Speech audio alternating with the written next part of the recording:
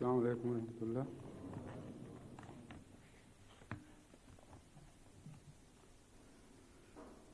اشهد ان لا اله الا الله وحده لا شريك له واشهد ان محمدا عبده ورسوله. اما بعد فاعوذ بالله من الشيطان الرجيم. بسم الله الرحمن الرحيم. الحمد لله رب العالمين الرحمن الرحيم مالك يوم الدين. إياك نعبد وإياك نستعين. اهدنا الصراط المستقيم صراط الذين أنعمت عليهم غير المغضوب عليهم ولا الضالين.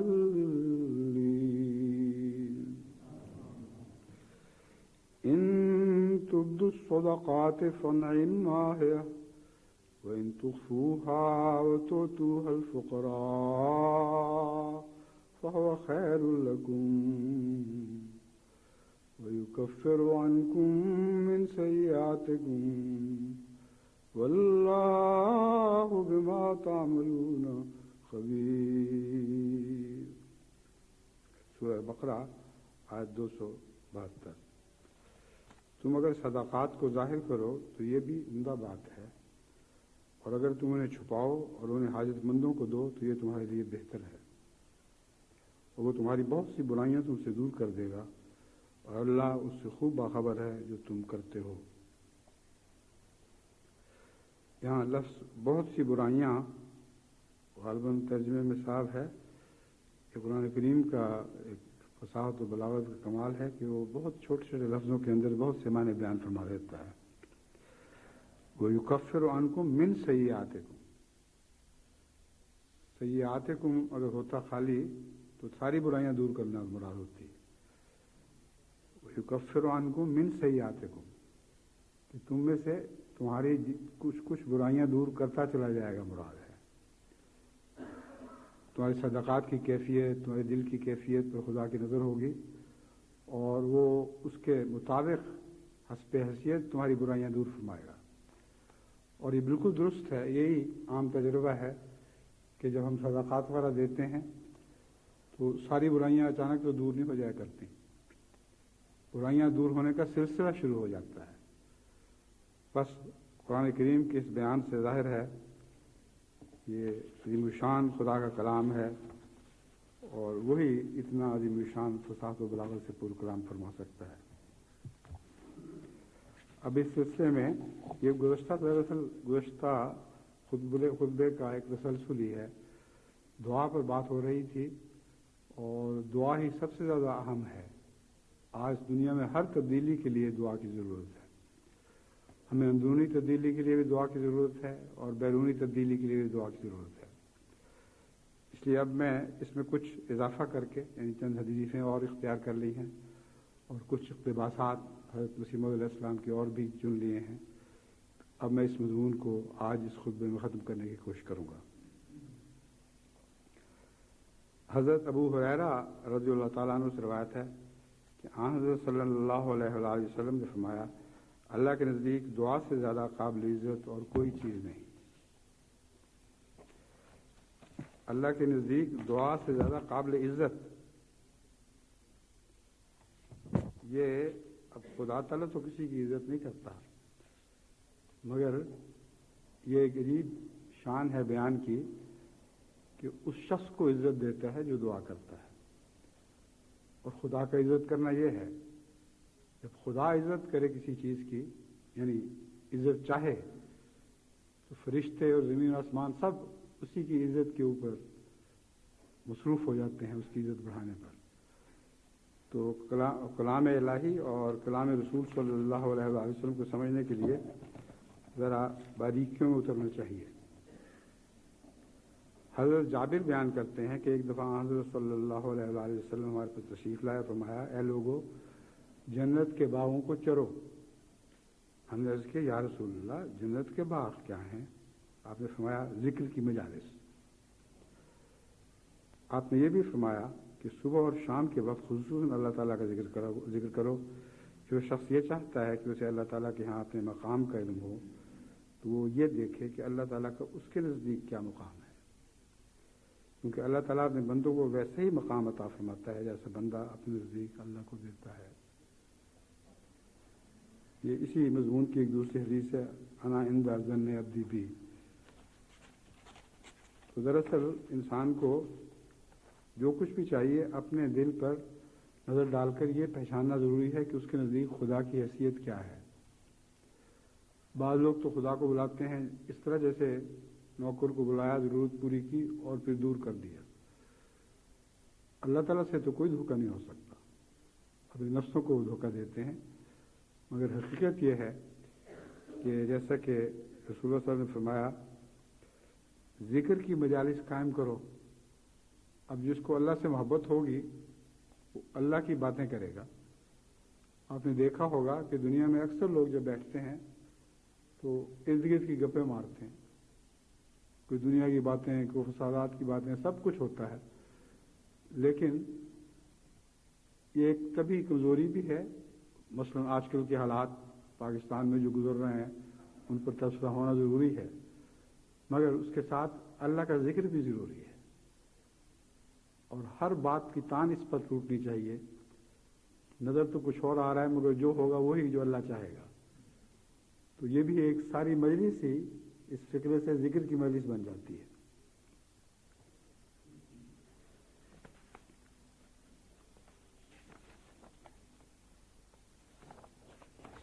حضرت موسیٰ عاشری رضی اللہ تعالیٰ عنہ بیان کرتے ہیں کہ حضرت صلی اللہ علیہ وآلہ وسلم نے فرمایا اس شخص کی مثال جو اپنے رب کو یاد کرتا ہے اور جو اپنے رب کو یاد نہیں کرتا زندہ اور مردہ کی طرح ہے۔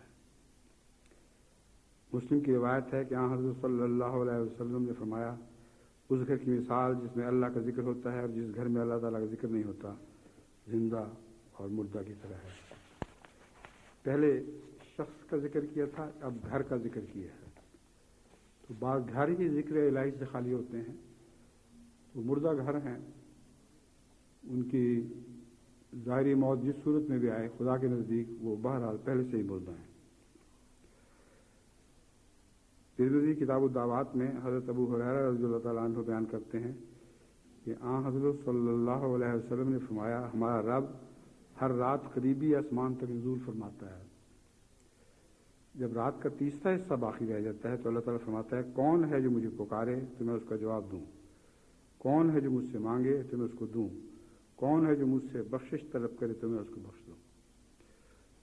اب یہ مضمون خیال نہیں جاتا انسان کو، لگتا ہے واقعتاً خدا تعالیٰ اترا ہے اوپر سے نیچے۔ خدا تعالیٰ تو اوپر بھی ہے نیچے بھی ہے، ہر سمت میں ہے۔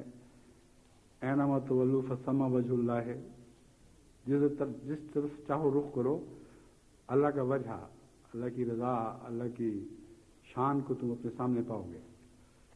اس لیے سنتے ہوئے چونکہ انسان اپنے اوپر قیاس کرتا ہے، اس لیے واقعی یوں لگتا ہے جیسے اوپر سے اتر آیا ہے۔ اترنے کا مراد یہ ہے اس کے دل کے قریب ہو گیا ہے۔ یہاں روحانی طور پر نزول ہے جو دل پر ہوا کرتا ہے۔ بس اس حدیث سے یہ مراد ہے کہ جب اس کے دل پر انسان اتر آتا ہے یا خدا اتر آتا ہے تو کہتا ہے مانگ مجھ سے جو مانگنا ہے، اپنی خواہش بتا جو چاہتا ہے، میں ہی ہوں جو تجھ بخش سکتا ہے، تو مجھ سے ہی بخشش طلب کر۔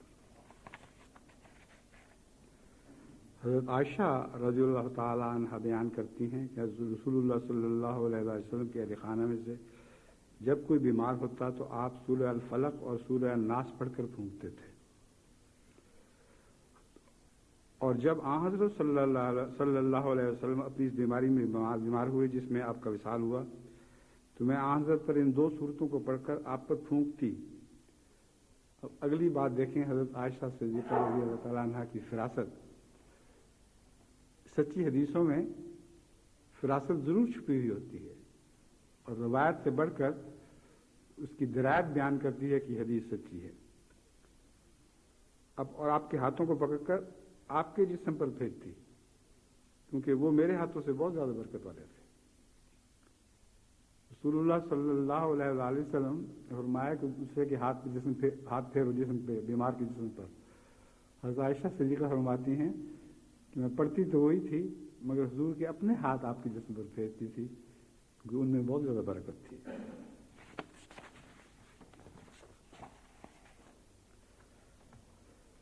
ترمذی کتاب الدعوات سے مسند احمد میں روایت ہے کہ حضرت عمر رضی اللہ تعالیٰ عنہ بیان کرتے ہیں کہ عمرہ کے لیے میں نے حضرت صلی اللہ علیہ وسلم سے اجازت چاہی۔ آپ نے اجازت مرحمت فرمائی اور ساتھ ہی فرمایا، میرے بھائی ہمیں اپنی دعا میں نہ بھولنا۔ یہ رسول اللہ صلی اللہ علیہ وسلم کی انکساری کی انتہا ہے، جس کی دعائیں سے ساری دنیا کا نظام جاری ہے۔ حضرت عمر کو کہتا ہے کہ میرے بھائی میری دعا میں یہ نہ بھولنا۔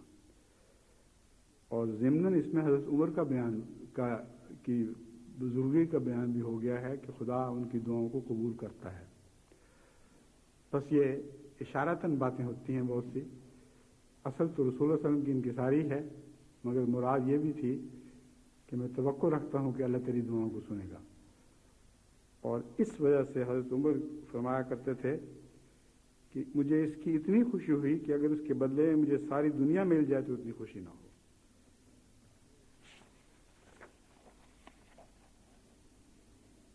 البخاری کتاب الزکوٰۃ زہری سے روایت ہے کہ انہوں نے کہا کہ مجھے سعد بن المسیب نے بتایا کہ انہوں نے کہ حضرت ابو ہریرہ کو حضرت صلی اللہ علیہ وسلم سے یہ روایت کرتے ہوئے سنا کہ حضور نے فرمایا، بہترین صدقہ وہ ہے جو غنی ہونے کی حالت میں کیا جائے، اور اس شخص سے کرو جس کی کفالت تمہارے ذمہ ہے۔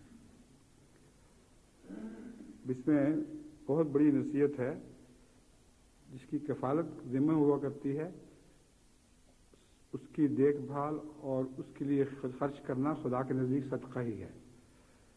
بس بہت سے لوگ بعض یتیموں کو کفالت میں لے لیتے ہیں، بعض عزیزوں کو کفالت میں لے لیتے ہیں۔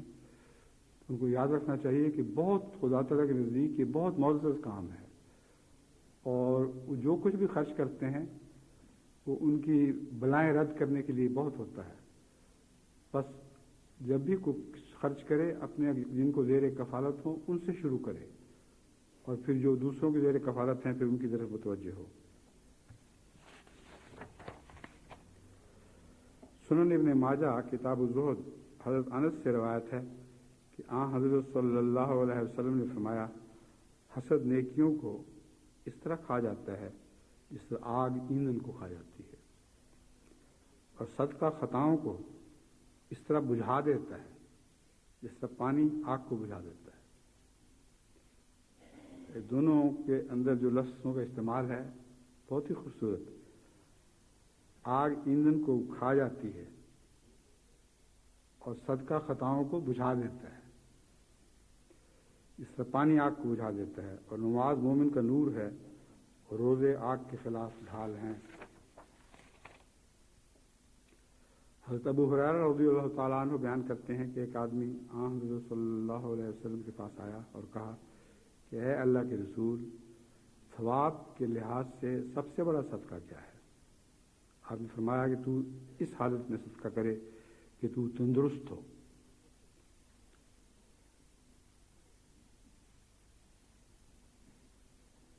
اور حرص رکھتا ہو، غربت سے ڈرتا ہو، اور خوشحالی چاہتا ہو۔ اب سوال یہ ہے کہ تندرست ہو تو صدقہ سمجھ آ گیا، اس وقت صدقہ کرنا چاہیے، مگر حرص رکھتا ہو اسے کیا مراد ہے؟ ایک انسان تندرست بھی ہوتا ہے، صرف صحت نہیں چاہتا بلکہ مال بھی چاہتا ہے، اور دنیاوی اموال اور دولت اور اچھی زندگی بسر کرنا چاہتا ہے۔ تو فرمایا حرص رکھتا ہو یعنی مال کی اور بہتر زندگی کی، خوشحال زندگی کی، غربت سے ڈرتا ہو اور خوشحالی چاہتا ہو۔ اتنی دیر نہ کرو کہ جان حلق تک پہنچ جائے تو تو کہے کہ فلاں کو اتنا دے دو اور فلاں کو اتنا دے دو، حالانکہ وہ مال اب تیرا نہیں رہا، وہ تو فلاں کا ہو ہی چکا ہے۔ مرنے کے بعد اب جس کو مرضی ملی کیا فرق پڑتا؟ مسلم کتاب الصلاۃ باب استجاب الصلاۃ الضحیٰ، حضرت ابو ذر رضی اللہ تعالیٰ عنہ بیان کرتے ہیں کہ حضرت صلی اللہ علیہ وسلم نے فرمایا تمہارے جسم کے ہر حصے پر صدقہ ہوتا ہے، ہر تسبیح صدقہ ہے، الحمدللہ کہنا صدقہ ہے، لا الہ الا اللہ کہنا صدقہ ہے، تکبیر کہنا صدقہ ہے، نیکی کا حکم دینا صدقہ ہے، برائی سے روکنا بھی صدقہ ہے۔ اور اس میں غریبوں کے لیے ایک بہت بڑی خوشخبری ہے، جو ضرورت پڑنے پر بھی صدقہ دے نہیں سکتے، توفیق ہی نہیں ہوتی۔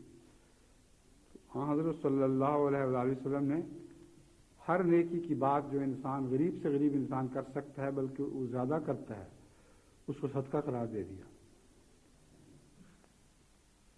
ہر تسبیح صدقہ ہے، الحمدللہ کہنا صدقہ ہے، لا الہ الا اللہ کہنا صدقہ ہے، تکبیر کہنا صدقہ ہے، نیکی کو حکم دینا صدقہ ہے، برائی سے روکنا بھی صدقہ ہے۔ اب تمہارے جسم کے ہر حصے پر صدقہ ہوتا ہے، یہ بھی ایک خاص اہمیت والی نصیحت ہے کہ انسان کے جسم کا چھوٹے سے چھوٹا حصہ بھی اگر بیکار ہو جائے اور کام چھوڑ دے تو سارا نظام درمر ہو جاتا ہے۔ گردے کو دیکھ لو، گردہ جب کام چھوڑ دے سارا جسم بیکار اور ناکارہ ہو جاتا ہے۔ بعض دفعہ چھوٹی سی بیماری کے ساتھ بھی انسان کو اتنی تکلیف پہنچتی ہے کہ سارے جسم کو ایک عذاب لگ جاتا ہے۔ تو حضرت صلی اللہ علیہ وآلہ وسلم نے جو دعائیں دی ہیں، دعائیں بتائی ہیں، وہ غریب سے غریب آدمی بلکہ عام طور پر غرباء زیادہ کرتے ہیں، اور صدقے کا ایک نیا مفہوم سمجھا دیا ہمیں کہ یہ چیز اچھی باتیں کرنا بھی صدقہ اور بری باتوں سے روکنا بھی صدقہ ہے۔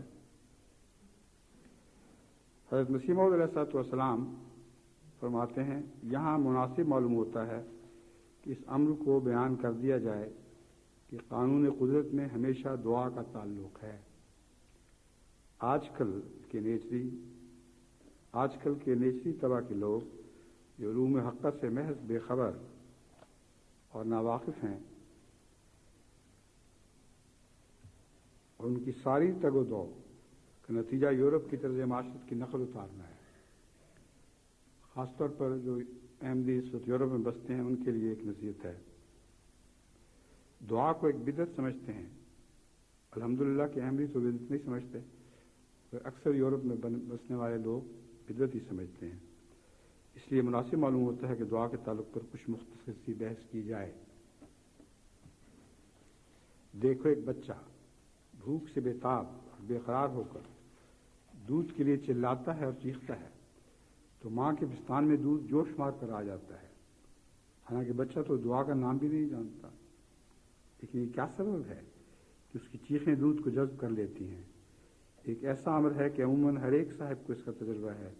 بعض اوقات ایسا دیکھا گیا ہے کہ مائیں اپنی چھاتیوں میں دودھ کو محسوس بھی نہیں کرتی اور بسا اوقات ہوتا بھی نہیں، لیکن جو ہی بچہ کی دردناک چیخ کان میں پہنچتی فوراً دودھ اتر آیا۔ جیسے بچہ کی ان چیخوں کو دودھ کے جذب اور کشش کے ساتھ ایک علاقہ ہے۔ میں سچ کہتا ہوں کہ اللہ تعالیٰ کے حضور ہماری چال چلاہٹ ایسی ہی اضطراری ہو تو اس کے فضل اور رحمت کو جوش دلاتی ہے اور اس کو کھینچ لاتی ہے۔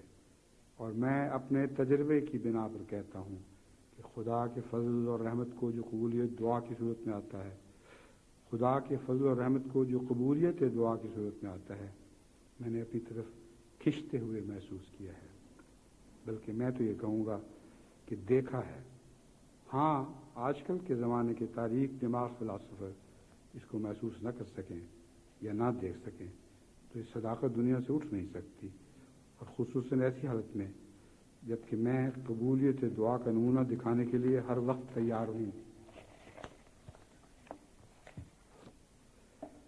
پھر فرماتے ہیں جس طرح خدا تعالیٰ کی کتابوں میں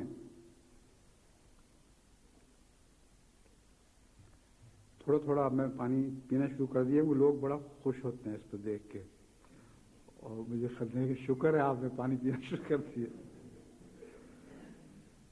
خدا تعالیٰ کی کتابوں میں نیک انسان اور بد انسان میں فرق کیا گیا ہے اور ان کے جدا جدا مقام ٹھہرائے ہیں. اسی طرح خدا تعالیٰ کے قانون قدرت میں ان دو انسانوں میں بھی فرق ہے, جن میں سے ایک خدا تعالیٰ کو چشمہ فیض سمجھ کر بذریعہ حالی اور قالی دعاؤں کے اس سے قوت اور امداد مانگتا ہے, اور دوسرا صرف اپنی تدبیر اور قوت پر بھروسہ کر کے دعا کو قابل مضحکہ سمجھتا ہے, بلکہ خدا تعالیٰ سے بے نیاز اور متکبرانہ حالت میں رہتا ہے. جو شخص مشکل اور مصیبت کے وقت خدا سے دعا کرتا اور اس سے حل مشکلات چاہتا ہے, وہ بشرطی کہ دعا کو کمال تک پہنچا دے, خدا تعالیٰ سے اطمینان اور حقیقی خوشحالی پاتا ہے. اور اگر بالفرض وہ مطلب اس کو نہ ملے تب بھی کسی اور قسم کی تسلی اور سکینت خدا تعالیٰ کی طرف سے اس کو عنایت ہوتی ہے, اور وہ ہرگز نامراد نہیں رہتا. اور علاوہ کامیابی کے ایمانی قوت اس کی ترقی پکڑتی ہے اور یقین بڑھتا ہے. ہر ایک دعا گو ہماری دنیاوی ہماری مشکل کشائی کے لیے ہو.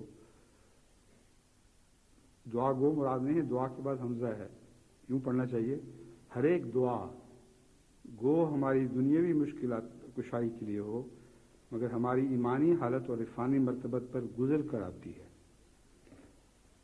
اور یہ قابل غور کلام ہے. ہماری ایمانی حالت اور عرفانی مرتبت پر گزر کر آتی ہے, یعنی اس سے وہ فیض پاتی ہے. جتنی زیادہ ایمانی مرتبت ہو اتنا ہی دعا کا فیض بڑھ جاتا ہے اور زیادہ مقبول ہونے لگتی ہے. یعنی اول ہمیں ایمان اور عرفان میں ترقی بخشتی ہے, اور ہر ایک پاک سکینت اور انشراح صدر اور اطمینان اور حقیقی خوشحالی ہمیں ادا کر کے پھر ہماری دنیاوی مکروہات پر اپنا اثر ڈالتی ہے, اور جس پہلو سے مناسب ہے اس پہلو سے ہمارے غم کو دور کر دیتی ہے. اس تمام تحقیقات سے دعا ثابت ہوا ہے کہ دعا اسی حالت میں دعا کہلا سکتی ہے کہ جب در حقیقت اس میں ایک قوت کشش ہو, اور واقعی طور پر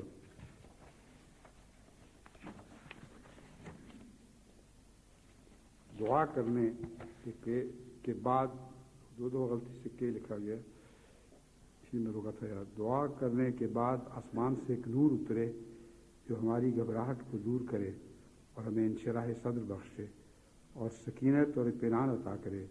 ہاں, حکیم مطلق ہماری دعاؤں کے بعد دو طور سے نصرت اور امداد کو نازل کرتا ہے. ایک یہ کہ اس بلا کو دور کر دیتا ہے جس کے نیچے ہم دب کر مرنے کو تیار ہیں. دوسرے یہ کہ بلا کی برداشت کے لیے ہمیں فوق العادت قوت عنایت کرتا ہے. یہ دوسرا پہلو بھی بہت قابل غور ہے. دعا کے نتیجے میں بعض دفعہ ایک تکلیف دور نہیں ہو رہی ہوتی, مگر غیر معمولی صبر عطا ہوتا ہے, غیر معمولی ہمت خدا تعالیٰ کی طرف سے عطا ہوتی ہے کہ اس کو خدا کی خاطر مسکراتے ہوئے برداشت کر جاتا ہے. انشراح صدر عنایت فرماتا ہے. بس ان دونوں طریقوں سے ثابت ہے کہ دعا سے ضرور نصرت الہی نازل ہوتی ہے. پھر فرمایا بیمار کو چاہیے کہ توبہ استغفار میں مصروف ہو. انسان صحت کی حالت میں کئی قسم کی غلطیاں کرتا ہے. کچھ گناہ حقوق اللہ کے متعلق ہوتے ہیں, کچھ حقوق عباد کے متعلق ہوتے ہیں. ہر دو قسم کی غلطیوں کی معافی مانگنی چاہیے, اور دنیا میں جس شخص کو نقصان بے جا پہنچایا ہو اس کو راضی کرنا چاہیے, اور خدا تعالیٰ کے حضور میں سچی توبہ کرنی چاہیے.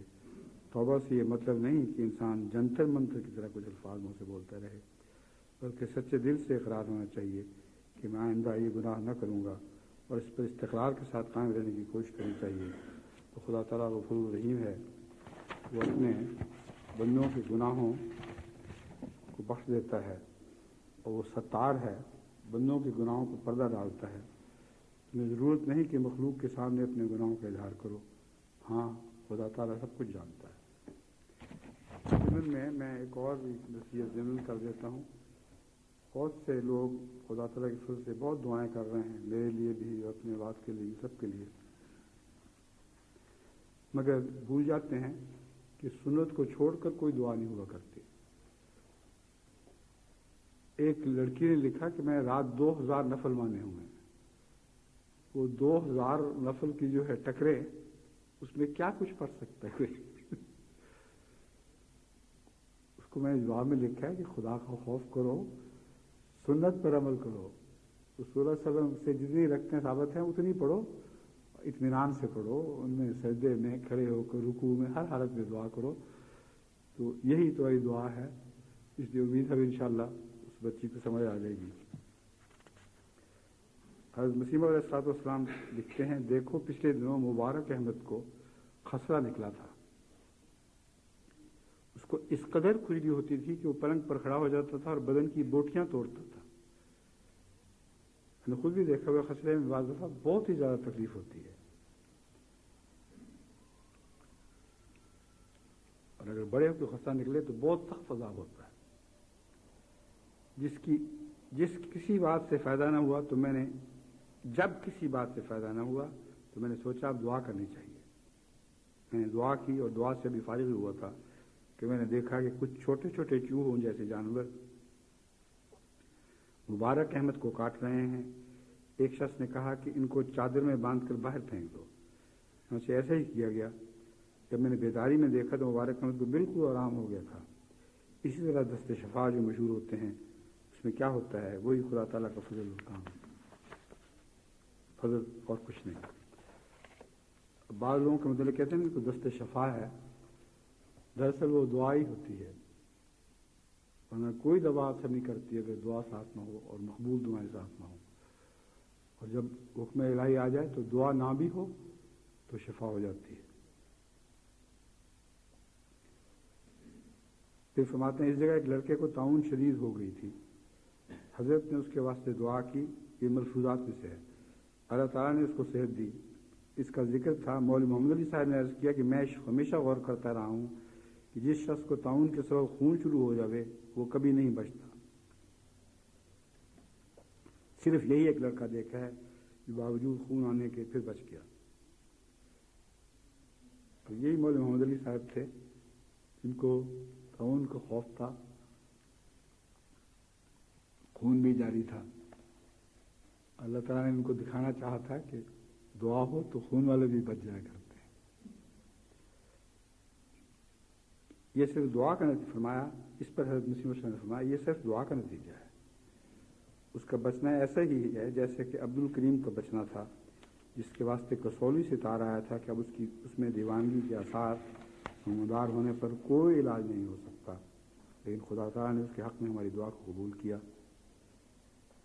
اور بالکل تندرست ہو گیا.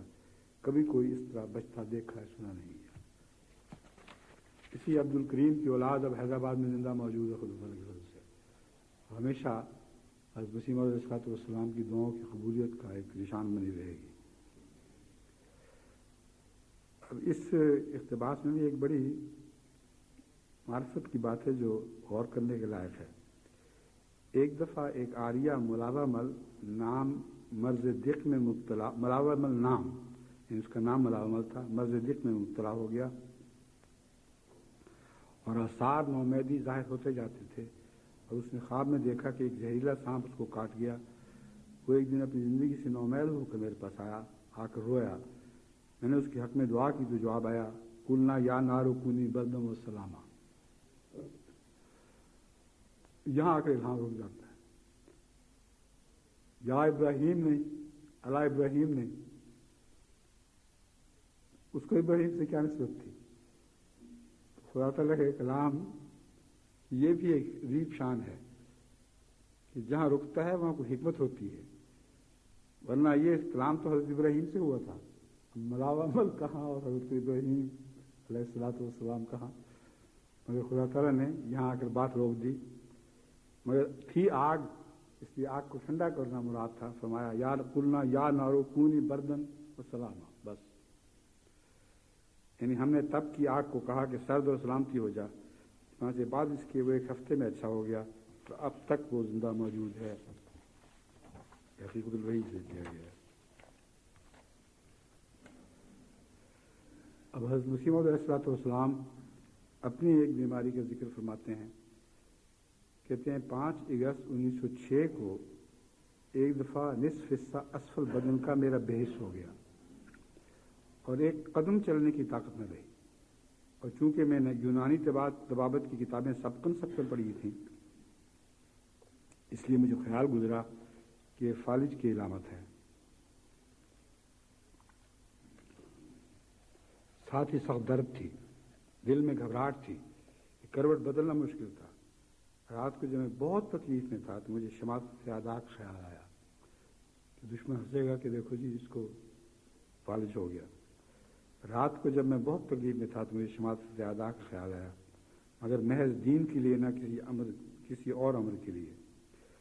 تب میں نے جناب الہی میں دعا کی کہ موت تو ایک امر ضروری ہے، مگر تو جانتا ہے کہ ایسی موت اور بے وقت موت میں شماعت ادا ہے۔ تب مجھے تھوڑی سی انودگی کے ساتھ اعلان ہوا، ان اللہ علی کل شیء قدیر، ان اللہ لا یخزی المؤمنین، یعنی خدا ہر چیز پر قادر ہے اور خدا مومنوں کو رسوا نہیں کرتا۔ بس اسی خدا کریم کی مجھے قسم ہے جس کے ہاتھ میں میری جان ہے، اور جو اس وقت بھی دیکھ رہا ہے کہ میں اس پر افترا کرتا ہوں یا سچ بولتا ہوں۔ اس الہام کے ساتھ ہی شاید آدھ گھنٹہ تک مجھے نیند آ گئی، اور پھر ایک دفعہ جب آنکھ کھلی تو میں نے دیکھا کہ مرض کا نام و نشان نہیں رہا۔ تمام لوگ سوئے ہوئے تھے اور میں اٹھا اور امتحان کے لیے چلنا شروع کیا۔ ثابت ہوا کہ میں بالکل تندرست ہوں۔ تب مجھے اپنے قادر خدا کی قدرت عظیم کو دیکھ کر رونا آتا آیا، کیسا قادر ہمارا خدا ہے، اور ہم کیسے خوش نصیب ہیں کہ اس کی کلام قرآن شریف پر ایمان لائے اور اس کے رسول کی پیروی کی، اور کیا بد نصیب وہ لوگ ہیں جو اس ذوالعجائب خدا پر ایمان نہیں لاتے۔ وہ فرماتے ہیں سچ تو یہ ہے کہ اگر دعا نہ ہوتی تو اہل اللہ مر ہی جاتے۔ جو لوگ دعا کے منافع سے محروم ہیں ان کو دھوکہ ہی لگا ہوا ہے کہ وہ دعا کی تقسیم سے ناواقف ہیں۔ میرا جب سب سے پہلا لڑکا فوت ہوا تو اس کو ایک سخت غشی کی حالت تھی۔ گھر میں اس کی والدہ نے جب دیکھا کہ حالت نازک ہے تو انہوں نے کہا کہ یہ تو امید نہیں کہ اب جانور ہو، میں اپنی نماز کیوں ضائع کروں۔ چنانچہ وہ نماز میں مصروف ہو گئیں یا کی بجائے ہو گئے لکھا ہوا ہے۔ چنانچہ وہ نماز میں مصروف ہو گئے، اور جب نماز سے فارغ ہو کر مجھ سے پوچھا تو اس وقت چونکہ انتقال ہو چکا تھا، میں نے کہا لڑکا مر گیا ہے۔ انہیں پورے صبر و رضا کے ساتھ انا للہ و انا الیہ راجعون کہا۔ خدا جس عمل میں نامراد کرتا ہے اس نامرادی پر صبر کرنے والوں کو ضائع نہیں کرتا۔ اسی صبر کا نتیجہ ہے کہ خدا نے ایک کی بجائے 4 لڑکے عطا فرمائے۔ یاد رہے کہ خدا کے بندوں کی مقبولیت پہچاننے کے لیے دعا کا قبول ہونا بھی ایک بڑا نشان ہوتا ہے، بلکہ استجابت دعا کی مانند اور کوئی بھی نشان نہیں، کیونکہ استجابت دعا سے ثابت ہوتا ہے کہ ایک بندہ کو جناب الہی میں قدر اور عزت ہے، اگرچہ دعا کا قبول ہو جانا ہر جگہ لازمی امر نہیں۔ کبھی کبھی خدا عز و جل اپنی مرضی بھی اختیار کرتا ہے، اس میں کوئی شک نہیں کہ مقبولین حضرت عزت کے لیے یہ بھی ایک نشانی ہے کہ بنسبت دوسروں کے کثرت سے ان کی دعائیں قبول ہوتی ہیں، اور کوئی استجابت دعا کے مرتبہ میں ان کا مقابلہ نہیں کر سکتا۔ میں خدا تعالیٰ کی قسم کھا کر کہہ سکتا ہوں کہ 1000 میری دعائیں قبول ہوتی ہیں۔ اگر میں سب کو لکھوں تو ایک بڑی کتاب ہو جائے، اور کسی قدر میں پہلے بھی لکھ چکا ہوں، اور اس جگہ بھی چند دعاؤں کا قبول ہونا تحریر کرتا ہوں۔ چنانچہ من جملہ ان کے استجابت دعا کا ایک یہ نشان ہے کہ ایک میرے مخلص سید ناصر شاہ نام جو اب کشمیر بارہمولہ میں اوورسیئر ہیں، وہ اپنے افسروں کے تحت نہایت تنگ تھے اور ان کی ترقی کے حارث تھے، بلکہ ان کی ملازمت خطرہ میں تھی۔ ایک دفعہ انہوں نے مصمم ارادہ کر لیا کہ میں استعفیٰ دیتا ہوں۔ افسروں کے متحد نہایت تنگ تھے اور ان کی ترقی کے حارث تھے۔ اس میں اشارہ یہ معلوم ہوتا ہے کہ چونکہ دیانتدار تھے اور کرپٹ افسروں کو جب تک پیسہ نہ ملے وہ اس کو اپنا حارث سمجھتے ہیں۔ تو یہ ایک ضمنی بات اس میں نے ذکر کر دی ہے، ورنہ سمجھ نہیں آتی کہ وہ ان کی ترقی کے حارث کیوں تھے، بلکہ ان کی ملازمت خطرے میں تھی۔ ایک دفعہ انہوں نے مصمم ارادہ کر لیا کہ میں استعفیٰ دے دیتا ہوں، تو اس روز ہر تکلیف سے نجات پاؤں۔ میں نے ان کو منع کیا اور اس قدر ملازمت سے عاجز آ گئے تھے کہ انہوں نے بار بار نہایت عزت و انکسار سے عرض کی کہ مجھے اجازت دی جائے، مجھے اجازت دی جائے کہ میری جان ایک بلا میں گرفتار ہے، اور حد سے زیادہ اصرار کیا اور کہا کہ میری ترقی عہدہ کی راہ بند ہے، کیونکہ ایسا نہ ہو کہ کسی ظالم کے ہاتھ سے فوق الطاقت مجھے ضرورت پہنچ جائے۔ تب میں نے ان کو کہا کہ کچھ دن صبر کرو، میں تمہارے لیے دعا کروں گا، اور اگر پھر بھی مشکلات پیش آئیں تو پھر اختیار ہے۔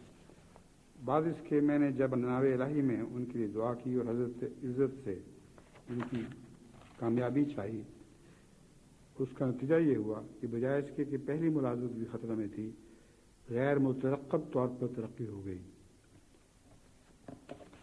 یعنی متوقع توقع کے خلاف ان کی ترقی ہو گئی۔ پھر فرماتے ہیں میں سچ کہتا ہوں کہ اگر اللہ تعالیٰ کے حضور ہماری چلاہٹ ایسی ہی اضطراری ہو تو وہ اس کے فضل و رحمت کو جوش دلاتی ہے، اس کو کھینچ لاتی ہے، اور میں اپنے تجربے کی بنا پر کہتا ہوں کہ خدا کے فضل و رحمت کو جو قبولیت دعا کی صورت میں آتا ہے میں نے اپنی طرف کھینچتے ہوئے محسوس کیا ہے، بلکہ میں تو یہ کہوں گا کہ دیکھا ہے۔ ہاں آج کل کے زمانے کی تاریخ دماغ فلاسفر اس کو محسوس نہیں کر سکے یا نہ دیکھ سکیں تو یہ صداقت دنیا سے اٹھ نہیں سکتی، اور خصوصاً ایسی حالت میں جب کہ میں قبولیت دعا کا نمونہ دکھانے کے لیے ہر وقت تیار ہوں۔ پھر فرماتے ہیں صدقہ و خیرات سے بلا دور ہو جاتی ہے۔ اگر صدقہ سے عذاب میں تاخیر نہیں ہو جاتی تو پھر سارے پیغمبر نعوذ باللہ جھوٹے ٹھہرتے ہیں۔ یونس اور اس کی قوم کا قصہ پڑھو، آدم تو آخر مر ہی گیا تھا اور یونس کی قوم توبہ کرنے سے بالکل بچ گئی۔ اگر وہ باوجود اس قدر گریہ اور زاری اور خاموشی کے مر جاتا تو پھر اس میں اور لیک رام میں کیا فرق ہوتا؟ یہ سمجھ نہیں آئی ایک فکرہ۔ یونس کی قوم توبہ کرنے سے بالکل بچ گئی، اگر وہ اس قدر گریہ اور زاری اور خاموشی کے مر جاتا تو پھر اس میں اور لیک رام میں کیا فرق ہوتا؟ قوم مر جاتی یا لیک رام مراد ہے، غالباً اشارہ اس طرف ہے کہ خدا کا رسول تھا جو گریہ زاری کی وجہ سے بچ گیا۔ حضرت ابراہیم حضرت یونس علیہ السلام کے متعلق جو شدید گریہ زاری کا ذکر آتا ہے تو مراد یہ ہے کہ اگر وہ نہ ہوتی تو نہ بچ سکتا۔ اور ایک موقع پر آپ یہ بھی فرماتے ہیں اگر ایک لام بھی مرتے ہوئے گریہ زاری کرتا تو میری دعا سے بچ سکتا۔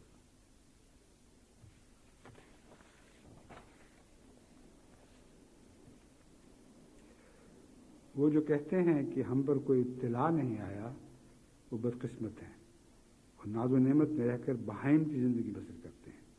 ان کی زبان ہے مگر حق بول نہیں سکتی، خدا کی حمد و ثنا اس پر جاری نہیں ہوتی، بلکہ وہ صرف فسق و فجور کی باتیں کرنے کے لیے اور مزہ چکھنے کے واسطے ہی ان کی آنکھیں بند ہیں، مگر وہ قدرت کا نظارہ نہیں دیکھ سکتی بلکہ وہ بدکاری کے لیے ہیں، اور پھر ان کو خوشی اور راحت کہاں میسر آتی ہے۔ یہ مت سمجھو کہ جس کو ہم و غم پہنچتا ہے وہ بدقسمت ہے، نہیں، خدا اس کو پیار کرتا ہے۔ جیسے مرہم لگانے سے پہلے چیرنا اور جراحی کا عمل ضروری ہے، غرض یہ انسانی فطرت میں ایک امر واقع شدہ ہے جس سے اللہ تعالیٰ یہ ثابت کرتا ہے کہ دنیا کی حقیقت کیا ہے، اس میں کیا کیا بلائیں اور حوادث آتے ہیں۔ ابتلاؤں میں ہی دعاؤں کے عجیب و غریب خواص اور اثر ظاہر ہوتے ہیں، اور سچ تو یہ ہے کہ ہمارا خدا تو دعاؤں ہی سے پہچانا جاتا ہے۔ پھر فرمایا قرآن شریف کا منشا یہ ہے کہ جب عذاب سر پر آ پڑے پھر توبہ عذاب سے نہیں چھڑا سکتی، اس لیے اس سے پیشتر کے عذاب الہی آ کر توبہ کا دروازہ بند کرے، توبہ کرو۔ جبکہ دنیا کے قانون کا اس قدر ڈر پیدا ہوتا ہے، کیا وجہ ہے کہ خدا تعالیٰ کے قانون سے نہ ڈریں؟ جب بلا سر پر آ پڑے تو اس کا مزہ چکھنا ہی پڑتا ہے۔ چاہیے کہ ہر شخص تہجد میں اٹھنے کی کوشش کرے اور 5 وقت کی نمازوں میں بھی قنوت ملا دیں، اور ہر ایک خدا کو ناراض کرنے والی بات سے توبہ کریں۔ توبہ سے مراد یہ ہے کہ ان تمام بدکاریوں اور خدا کی نارضامندی باعثوں کو چھوڑ کر ایک سچی تبدیلی کریں اور آگے قدم رکھیں اور تقوی اختیار کریں۔ اس میں بھی خدا تعالیٰ کا رحم ہوتا ہے۔ عادات انسانی کو شائستہ کریں، غضب نہ ہو، تواضع اور انکساری اس کی جگہ لے لے، اخلاق کی درستی کے ساتھ اپنے مقدور کے موافق صدقات کا دینا بھی اختیار کرو۔ یطعمون الطعام علی حبہ مسکینا و یتیما و اسیرا، یعنی خدا کی رضا کے لیے مسکینوں اور یتیموں اور اسیروں کو کھانا دیتے ہیں، اور کہتے ہیں کہ خاص اللہ کی رضا کے لیے ہم دیتے ہیں، اور اذن سے بھی ہم ڈرتے ہیں جو نہایت ہی ہولناک ہے۔ قصہ مختصر، دعا سے توبہ سے کام لو اور صدقات دیتے رہو کہ اللہ تعالیٰ اپنے فضل و کرم کے ساتھ تم سے معاملہ کرے۔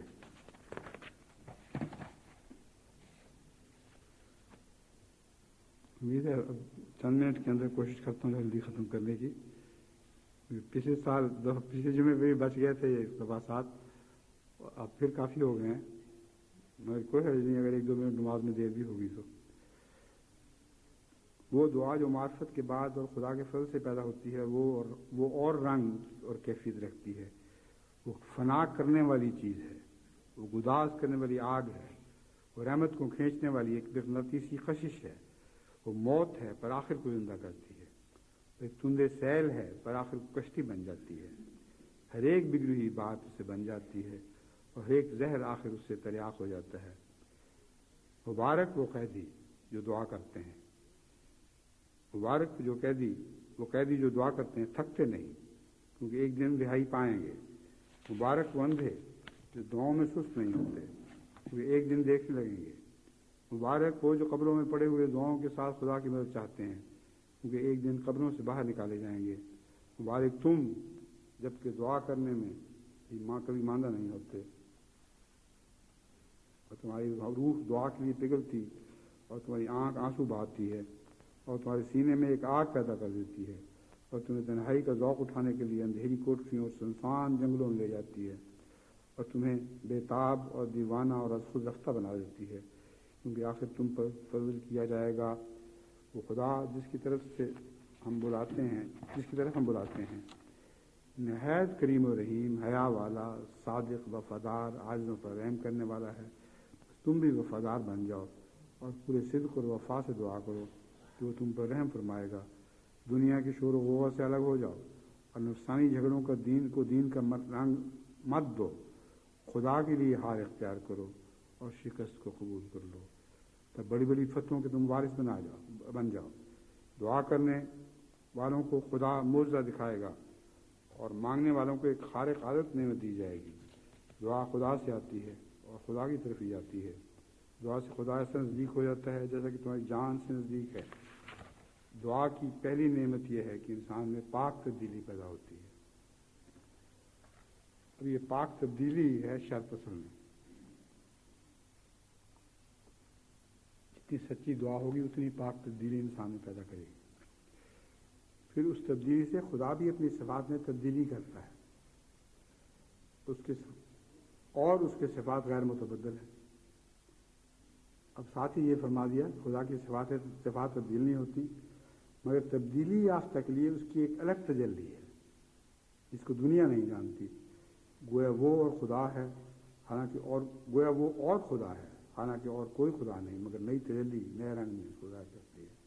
تب اس خاص تجلی کی شان میں اس کی تبدیل یافتہ کے لیے وہ کام کرتا ہے، دوسروں کے لیے نہیں کرتا۔ یہی وہ خوارق ہے۔ فرض دعا وہ اکسیر ہے جو ایک مشت خاک کو کیمیا کر دیتی ہے، وہ ایک پانی ہے جو اندرونی راستوں کو دھو دیتا ہے۔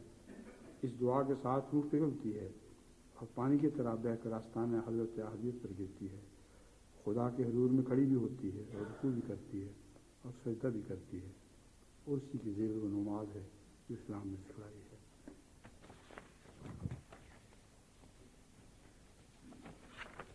آخر میں فرماتے ہیں، یعنی ان اقتباسات میں سے آخری اقتباس یہ ہے،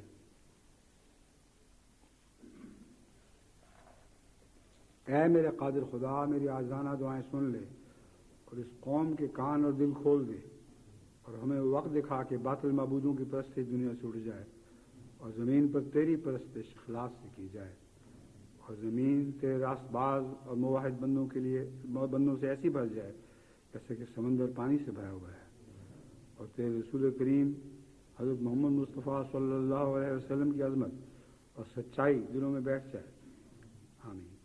اے میرے قادر خدا، مجھے تبدیلی دنیا میں دکھا اور میری دعائیں قبول کر، جو ہر ایک طاقت اور قوت تجھ کو ہے، جو ہر یک طاقت اور قوت تجھ کو ہے۔ اے قادر خدا، ایسا ہی کر۔ جو یہاں ایک اور معنی میں بھی استعمال ہوتا ہے اردو میں، بجائے اس کے جو میری دعائیں قبول کر، جو ہر یک طاقت، یہاں جو سے مراد سے اتنی ہے کہ بجائے اس کے کہ ہر یک طاقت اور قوت تجھ کو ہے۔ اے قادر خدا، ایسا ہی کر۔ آمین ثم آمین۔ وآخر دعوانا ان الحمد للہ رب العالمین۔